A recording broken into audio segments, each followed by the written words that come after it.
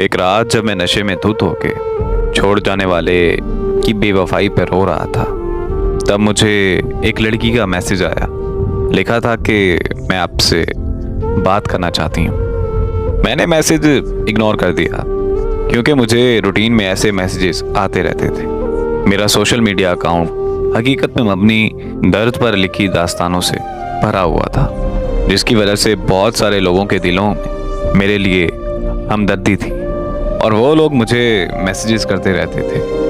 पर मुझे हमदर्दी से नफरत होने की वजह से मैंने कभी किसी को रिप्लाई नहीं किया था। उस लड़की के मैसेजेस बार बार आने लगे तो मैंने मोबाइल फ़ोन बंद कर दिया और सो गया। अगले दिन मैं शाम के 7 बजे जब नींद से उठा तो और अपना मोबाइल ऑन किया तो उस लड़की के कोई 200 मैसेजेस आए हुए थे।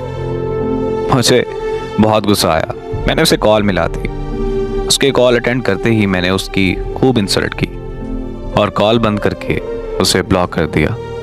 थोड़ी देर में ही मुझे एक और रॉन्ग नंबर से कॉल आ गई।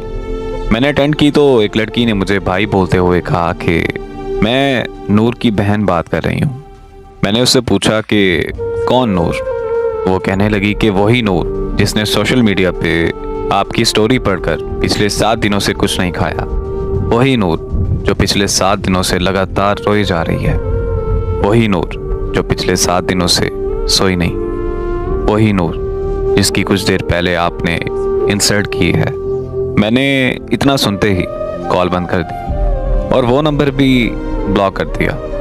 रात को जब मैं फिर से नशे में धुत हुआ तो मुझे अजीब ख्याल आने लगे और एक अजीब सी बेचैनी होने लगी कि आखिर ये नूर लड़की है कौन और ऐसा क्यों कर रही है। तजस्सुस इतना बढ़ गया कि मैंने उसे अनब्लॉक किया और कॉल कर दी।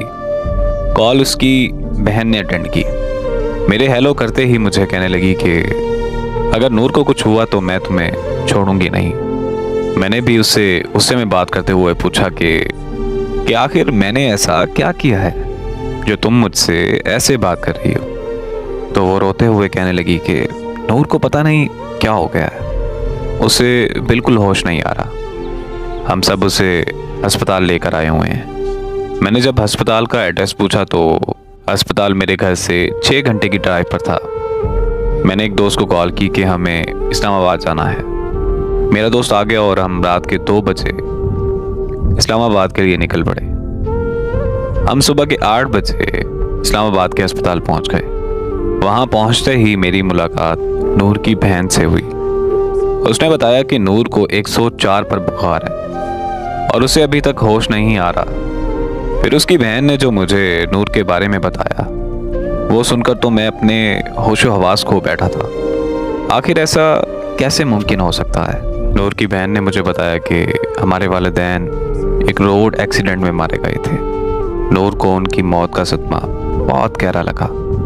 एक दिन मैं नूर को खाना देने के लिए उसके कमरे में गई और अचानक से नूर मुझ पर चीखने लगी। वो कहने लगी कि यहाँ से चली जाओ और मुझे मारना शुरू कर दिया।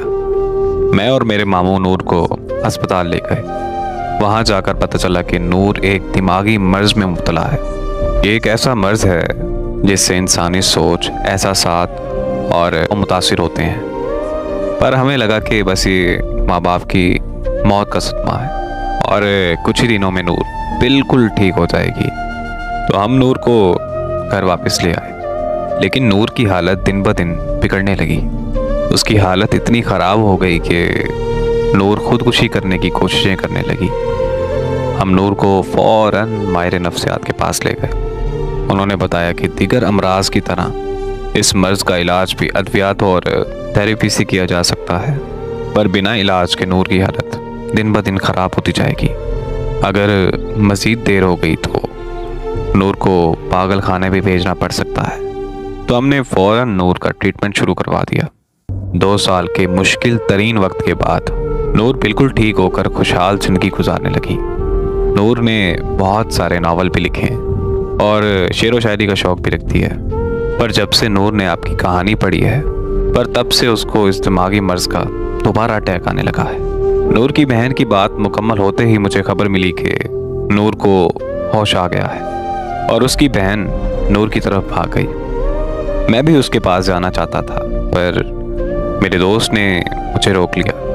वो मुझे कहने लगा कि नूर तो पागल लड़की है, हमें उसे क्या लेना देना, चलो हम घर चलते हैं। मैंने अपने दोस्त से बोला कि अरे यार, मैं कौन सा नॉर्मल हूँ, मैं भी तो इतना पागल हो चुका हूँ कि किसी का कम बुलाने के लिए नशे का सहारा ले रहा हूँ। बस इतना कहकर मैं नूर से मिलने चला गया।